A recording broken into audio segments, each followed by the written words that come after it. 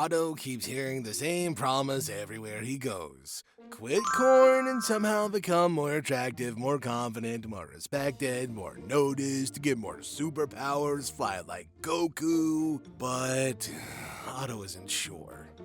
Otto asks himself one simple question. Does NoFap actually make me attractive? Or am I getting tricked by otters who push motivational quotes but don't clean their room? Okay, every otter online repeats the same story. NoFap boosts testosterone. NoFap gives superpowers. NoFap unlocks ancient Otter DNA. Now, Otto wants to believe it. High testosterone, ooga. High confidence, oohoo. High attraction, hey. Who wouldn't want that? He imagines waking up with a jawline so sharp it cuts muscles in half. He imagines lady otters gasping as he walks by in slow motion. But this myth falls apart the moment that Otto actually looks at real science. There's no solid proof that NoFap boosts testosterone. Scientists tried studying it, but no otter likes, tugging muscles in the lab while researchers take notes. So the results, like some of your sex lives, they don't go too far. Now, one tiny study showed a small spike on day 7, but the sample size, barely enough otters to form a volleyball team. It's not enough to claim anything big. So, NoFap does not turn Otto into a testosterone volcano! Otto sighs, but also feels relieved because he didn't really want to become a raging hormone monster anyway, like your mother-in-law. Now, the real secret, though, that's something else. Something deeper. Something stronger. Something Otto has felt but never understood.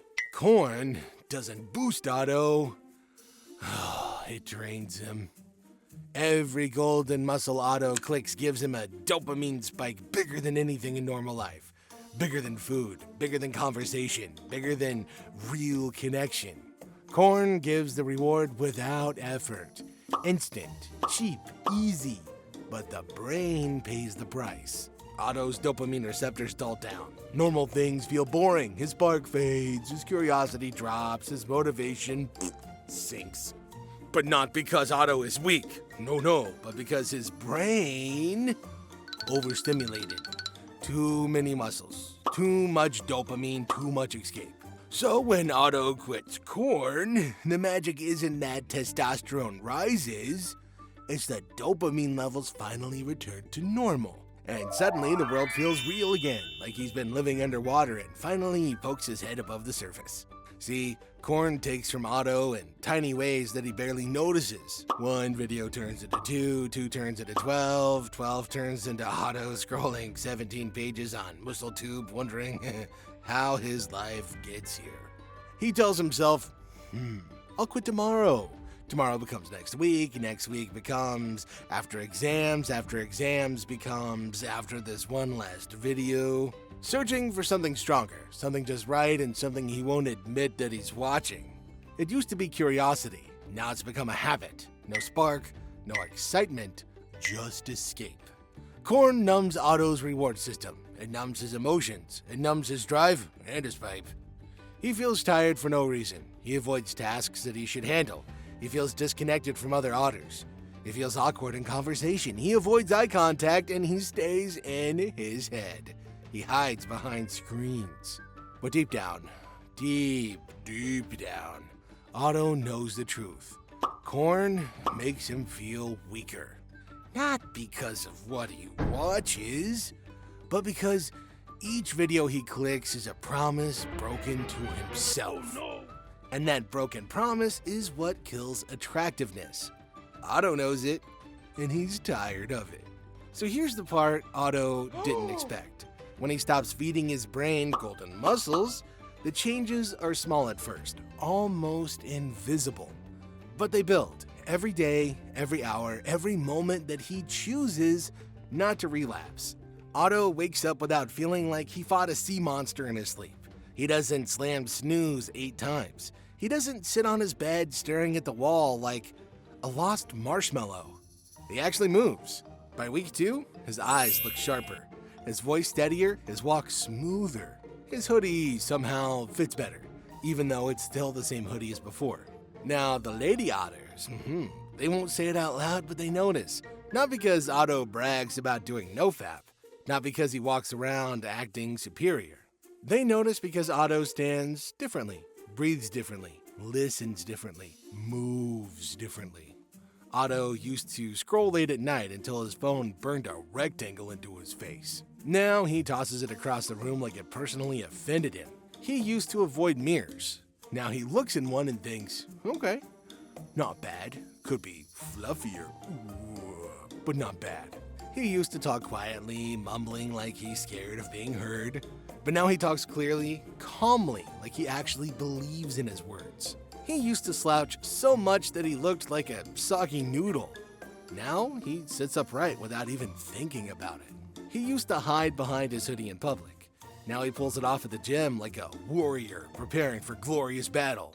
And just when Otto starts feeling proud of himself, the real work begins. See, NoFap doesn't begin with hero-level discipline.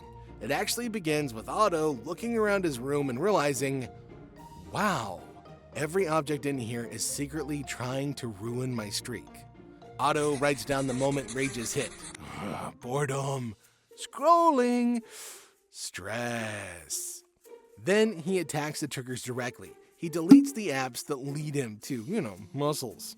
He blocks the sites that tempt him. He moves his charger across the room so he can't scroll in bed. He stops sleeping with the phone under his pillow. He leaves his laptop outside the bedroom. See, what Otto does is he removes the easy path. If muscles are harder to reach, Otto doesn't magically become stronger. He just stops falling into traps that he used to walk into with his eyes closed. But here's the thing. Urges don't disappear when Otto quits. They show up uninvited. They always do, but that's also completely normal. When Otto feels the pull, not the tug, his brain expects dopamine. If he doesn't give it something, he breaks. So what he does is he replaces the dopamine instead of fighting it. He eats a snack. He watches a dumb funny video. He takes a cold shower. He plays a quick game. He stretches. He calls a friend. And if the urge is too strong, Otto does the one thing others hate to admit. He tugs the muscle without corn. I mean, sure, it's not ideal, takes longer, but it's better than, falling into the golden muscle trap again, right? See, Otto doesn't lose progress here. He learns to break the habit. Otto used to try the whole do push-ups when you're horny technique, and that lasted like a whole 3 seconds for his first half push-up. See, the dopamine gap was just too massive. See, this is where Otto gets smart. Otto builds a ladder. See, high dopamine equals something medium. Medium equals something low. Low equals something calm. So he replaces strong temptations with moderately strong activities first. Music, cold water, a video call with a friend, funny videos, weird Otter dances in the bathroom, anything Otto can do. Then he slowly transitions to weaker activities, cleaning, journaling, stretching, studying. He steps down instead of jumping to the bottom. This is why he doesn't relapse so often. Make sure you subscribe if you're done chasing dopamine and you're ready to build confidence. Okay, what if a slip happens? Old Otto panicked, he felt disgusting, he cried into his hoodies, he reset his whole streak, he acted like he ruined everything. But that's okay, new Otto's different. He writes down the trigger, he forgives himself, he continues the streak with one slip recorded. Lady Otters aren't psychic, they don't know Otto does NoFap, they don't need to, but they feel the result. Otto doesn't look like he's running from himself anymore. He looks like he's building himself, and that's attractive. Not NoFap itself, not the streak number, not the challenge. It's the transformation, the healing, the control, the clarity, the discipline, the self-respect. Otto becomes attractive because he finally likes who he's becoming.